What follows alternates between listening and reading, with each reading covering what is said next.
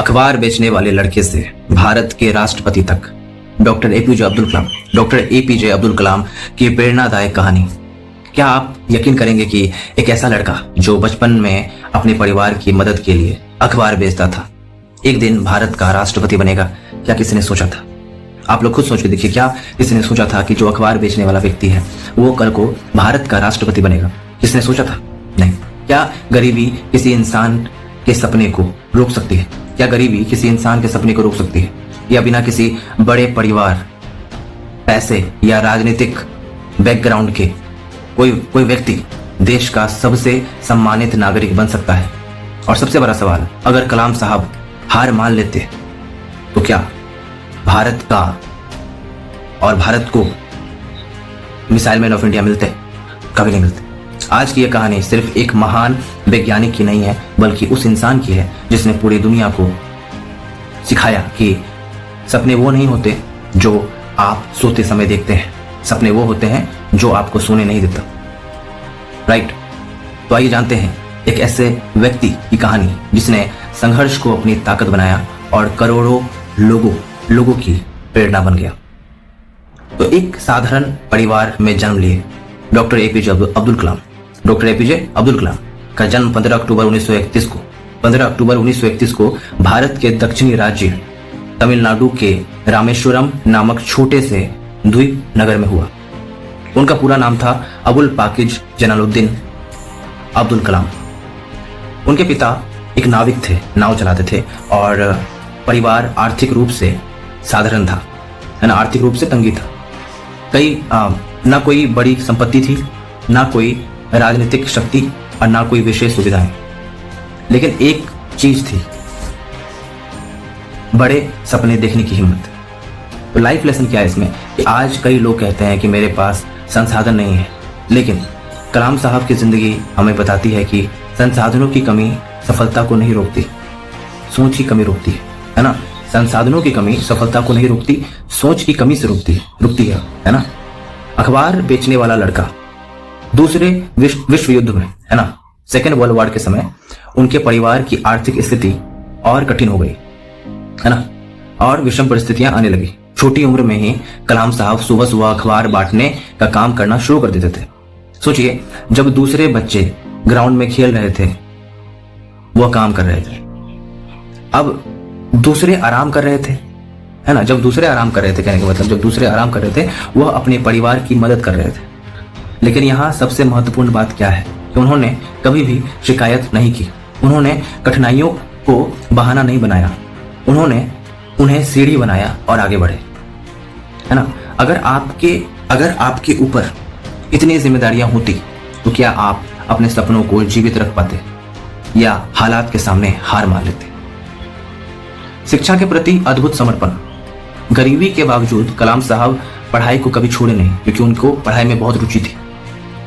वह घंटों किताबें पढ़ते, नई चीजें सीखते, विज्ञान को समझने की कोशिश करते। उनके एक शिक्षक ने उन्हें उनके जो शिक्षक थे, उड़ते हुए पक्षियों को देखकर उड़ान के सिद्धांत समझाए। यहीं से उनके मन में एक सपना पैदा हुआ, आसमान को छूने का सपना। कई बार एक शिक्षक की एक बात पूरी जिंदगी बदल देती। एक अच्छा शिक्षक सिर्फ पढ़ाता नहीं है, वह सपने जगाता है। और एक अच्छा विद्यार्थी सिर्फ सुनता नहीं, वह सीखकर जीवन बदल देता है। संघर्षों के बीच उच्च शिक्षा। कलाम साहब के आगे, है ना, कलाम साहब ने आगे चलकर एरोस्पेस इंजीनियरिंग की पढ़ाई की, लेकिन फीस भरना आसान नहीं था क्योंकि बहुत महंगा था। परिवार ने त्याग किया, बहनों ने मदद की और उन्होंने हर अवसर का पूरा उपयोग किया, है ना, हर अवसर का उन्होंने लाभ उठाया। अगर उस समय कलाम साहब सोच लेते कि मेरे पास पैसे नहीं है इसलिए मैं कुछ नहीं कर सकता, तो क्या आगे की कहानी कभी वो बन पाता? क्या आगे की कहानी कभी बन पाती? यह संभव नहीं था। वैज्ञानिक बनने की यात्रा। पढ़ाई पूरी करने के बाद उन्होंने रक्षा और अंतरिक्ष कार्यक्रमों में काम शुरू किया। पढ़ाई पूरी करने के बाद उन्होंने रक्षा और अंतरिक्ष कार्यक्रमों में काम शुरू किया। शुरुआती दिनों में उन्हें असफलताओं का सामना करना पड़ा। कई बार कई परियोजनाएं उम्मीद के अनुसार सफल नहीं हुए, लेकिन उन्होंने कभी हार नहीं मानी। यहीं से शुरू हुई उनकी असली पहचान। इसरो और भारत का पहला सैटेलाइट लॉन्च व्हीकल। उन्होंने भारत के अंतरिक्ष कार्यक्रम में महत्वपूर्ण भूमिका निभाई। कई वर्षों की मेहनत के बाद भारत ने अपना सैटेलाइट व्हीकल विकसित किया। यह सिर्फ वैज्ञानिक उपलब्धि नहीं थी, यह पूरे राष्ट्र के आत्मविश्वास की जीत थी। तो लाइफ लेसन क्या है कि हर बड़ी सफलता के पीछे वर्षों की अदृश्य मेहनत होती है। लोग सफलता देखते हैं लेकिन संघर्ष नहीं देखते। लोग सफलता देखते हैं लेकिन संघर्ष नहीं देखते कि उसके पीछे का संघर्ष कितना था। मिसाइल मैन ऑफ इंडिया बनने की कहानी। कलाम साहब ने भारत के मिसाइल कार्यक्रम को नई दिशा दी। उनके नेतृत्व में कई महत्वपूर्ण मिसाइलें विकसित हो गई। यहीं से उन्हें नाम मिला the missile man of India, doctor APJ Abdul Kalam. लेकिन गौर करने की बात क्या है? गौर करने की बात यह है कि उन्होंने कभी सफलता का श्रेय अकेले नहीं लिया। मतलब कि सारा का सारा क्रेडिट अकेले नहीं खाया, वो कभी नहीं खाए। वो हमेशा अपनी टीम को आगे रखे और रखते ही रहे। सच्चा नेता वो नहीं होता। सच्चा नेता कौन होता है? सच्चा नेता वो नहीं होता जो सारा का सारा तारीफ खुद बटोरे। सच्चा नेता वो होता है जो सफलता का श्रेय का क्रेडिट पूरे टीम को दे और असफलता का जो जिम्मेदारी है वो खुद पे ले। असली नेता, असली प्लेयर वो होता है, असली कैप्टन वो होता है। कहने का मतलब ये हुआ। असफलताओं से उनका रिश्ता। एक बार रॉकेट लॉन्च असफल हो गया। पूरे देश की निगाहें उन पर थी, आलोचना हो रही थी, लेकिन उन्होंने जिम्मेदारी स्वीकार की। और जब अगला मिशन सफल हुआ, उन्होंने सफलता का श्रेय अपने पूरे टीम को दिया। खुद वो क्रेडिट नहीं खाए, पूरा का पूरा क्रेडिट वो खुद नहीं खाए, पूरा टीम को क्रेडिट दिए। जीत का क्रेडिट पूरा टीम को दिया जाता है और हार का जो श्रेय है वो सिर्फ खुद के सर पे ही रखा जाता है। तभी आप एक्चुअल लीडर बनते हैं, असली नेता बनते हैं। जब आपकी जिंदगी में असफलता आती है, क्या आप दूसरों को दोष देते हैं? क्या आप दूसरों को दोष देते हैं या खुद को बेहतर बनाने की कोशिश करते हैं? भारत के राष्ट्रपति बनना। 2002 में कलाम साहब भारत के राष्ट्रपति बने, लेकिन उनकी पहचान सिर्फ राष्ट्रपति की नहीं थी। वह लोगों के राष्ट्रपति थे, वो बच्चों के राष्ट्रपति थे, उस हर सपनों के राष्ट्रपति थे। बच्चों के प्रति उनका व्यवहार। कलाम साहब बच्चों से बेहद प्यार करते थे। वो मानते थे कि आज का बच्चा ही कल का भारत बनेगा, है ना। जहां भी जाते बच्चों से बातचीत करते, उनके सवाल सुनते, उन्हें बड़े सपने देखने के लिए प्रेरित करते। राइट। आज के युवाओं के लिए संदेश वो ये है, आज के युवाओं के लिए एक संदेश है कि अगर कलाम साहब आज होते तो शायद वो कहते कि मोबाइल का उपयोग सीखने की चीजों में करो, तुलना नहीं विकास पर ध्यान दो, शिकायत मत करो, मेहनत ज्यादा करो। शिकायत कम, मेहनत ज्यादा। सपने बड़े रखो लेकिन काम उससे भी बड़ा करो। सादगी की मिसाल। राष्ट्रपति बनने के बाद भी उनके जीवन में कभी घमंड नहीं आया, ना कोई दिखावा, ना कोई अहंकार, ना कोई विशेष विलासिता। उन्होंने पूरी जिंदगी सादगी को अपनाया और सादगी ही उनकी जिंदगी का अहम हिस्सा रहा था। पद बड़ा होने से इंसान बड़ा नहीं बनता। पद बड़ा होने से इंसान बड़ा नहीं बनता। इंसान बड़ा बनता है चरित्र से, जो उनके इंसानियत को दिखाए। अंतिम समय तक देश सेवा। 27 जुलाई 2015 कलाम साहब छात्रों को संबोधित कर रहे थे।